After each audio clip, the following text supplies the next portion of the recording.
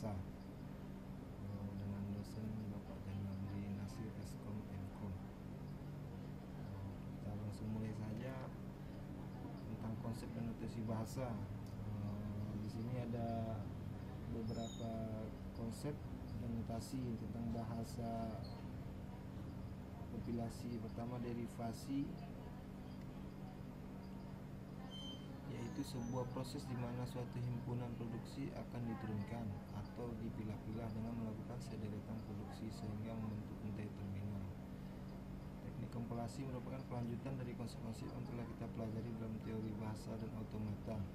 Di sini di lembar PowerPoint pertama ini adalah tentang bahasa automata yang ditemukan oleh Noam Chomsky tahun 56 sampai 59, serta adanya penggolongan-penggolongan tingkat itu yang disebut dengan hierarki Chomsky. Kemudian tahun 1959 Beckers memperkenalkan notasi formal baru untuk sintak dengan bahasa yang lebih spesifik. Kemudian Peter Noun tahun 1960 merevisi metode dari sintak yang sekarang kita kenal dengan BNF atau Beckers Noun Form. Konsep dan notasi bahasa penggolongan Chomsky, bahasa, mesin otomata dan aturan produksi bisa kita tengok di sini tipe 3 atau regular. Untuk mesin otomatanya FSA meliputi DFA dan NFA. Aturan produksinya adalah alpha adalah simbol variabel, beta maksimal memiliki sebuah simbol variabel yang bila ada terletak di posisi paling kanan. Tipe 2 atau context free. Untuk mesin otomatanya PDA dan aturan produksinya adalah simbol variabel. Begitu ya seterusnya dengan tipe 1 atau konteks sensitif, linear bounded automata. Tipe 0 atau altruistic atau fast struktur atau natural language. Dengan menggunakan mesin Turing dan aturan produksi tidak ada batasan. Penggolongan Chomsky berdasarkan komposisi bentuk ruas kiri dan ruang kanan produksinya ARB dalam kurung Noam Chomsky. Konsep dan notasi bahasa 4 mengklasifikasikan 4 tipe grammar. Pertama, grammar tipe ke-0 Mandistic grammar atau UG, ciri-cirinya A, B, I dan seterusnya. Kedua, grammar tipe ke-1 konteks sensitif grammar CSG, ciri-cirinya A, B, I dan seterusnya. Tiga, grammar tipe kedua dengan konteks free grammar, ciri-ciri A, I, V, N besar, B, I dan seterusnya. Keempat, grammar tipe ketiga regular grammar dengan ciri A, I, V, N, B, I kurung perawas dan seterusnya. Ciri-ciri RG atau regular grammar sering dituliskan sebagai A kecil I, V N besar, B, I dengan kurung A kecil B kecil C besar kurung perawas, atau A, I, V N besar, B kecil I kurung perawas, A, B besar, C kecil dalam kurung perawas.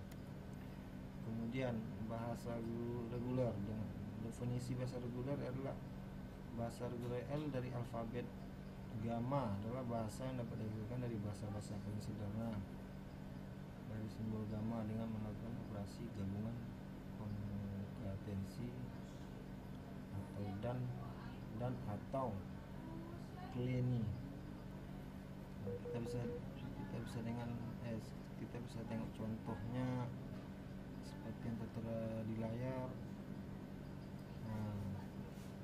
L dalam kurung dengan seterusnya, L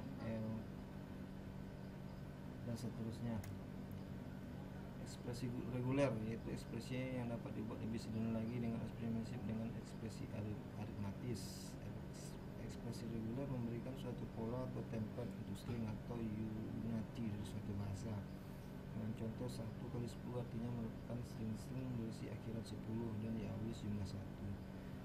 Konvensi finite automata ke ekspresi reguler. Dari sebuah finite automata dapat ditentukan ekspresi regulernya yang diterima oleh automata yang bersangkutan.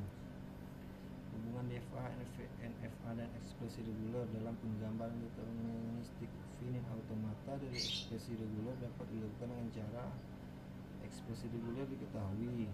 Dari ekspresi reguler tersebut digambarkan non-deterministik finite automatanya, dan dari tersebut baru dibangun deterministic finite automata. Setelah itu lakukan pengujian dengan string dari ekspresi regulernya. Konteks free grammar atau CFG itu bahasa bebas konteks dalam melakukan 2 tipe dari hierarki Chomsky. Pada batasan konteks free grammar didapat A ke B, alpha ke beta, di mana alpha adalah simbol terminal atau variabel tunggal. Contoh dari konteks free grammar antara lain adalah sebagai berikut, misalnya yang bisa kita tengok di layar.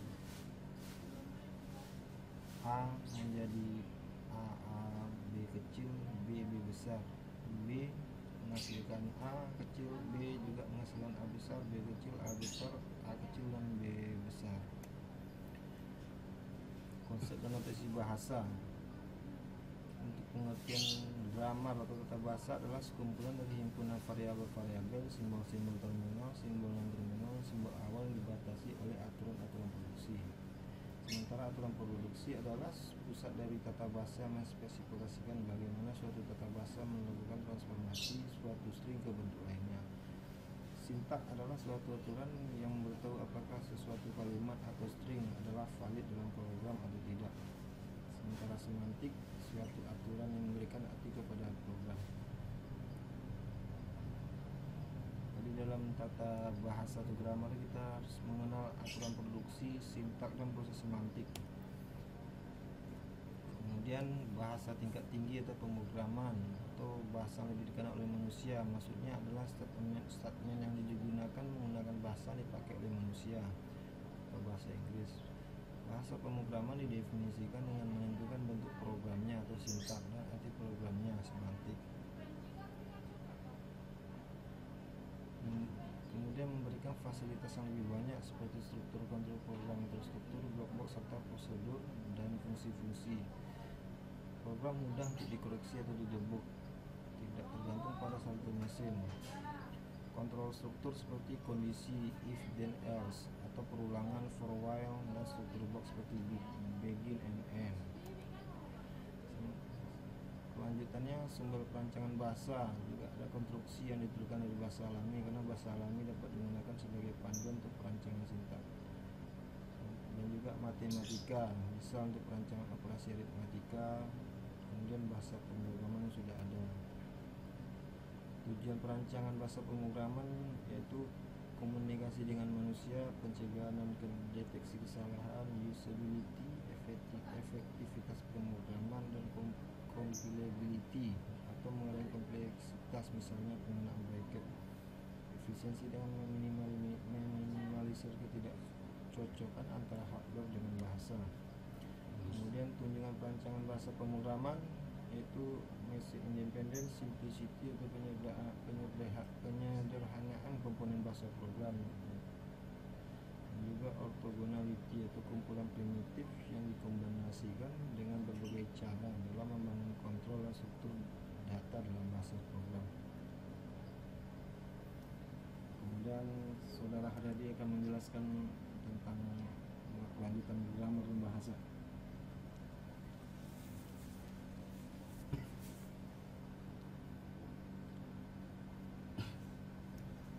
Saya mau melanjutkan dari saudara Fadli, konsep dan notasi bahasa. Grammar dan bahasa, pengertian dasar setiap anggota alfabet dinamakan sebagai simbol terminal atau token. Himpunan simbol terminal dinyatakan dengan FD, sedangkan himpunan simbol non terminal dinyatakan dengan FN. Simbol-simbol berikut simbol terminal: 1. Huruf kecil awal alfabet, misalnya X, Y, dan Z. 2. Simbol operator, misalnya plus, min, dan kali. Simbol tanda baca, misalnya koma dan titik koma. String yang terletak tebal, misalnya if, then, dan else.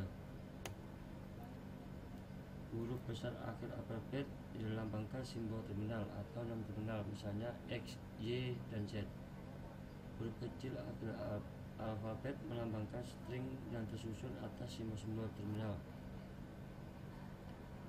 Sebuah produksi dilambangkan sebagai A, R, B, artinya dan sebuah derivasi adalah melakukan penggantian simbol A dengan simbol B.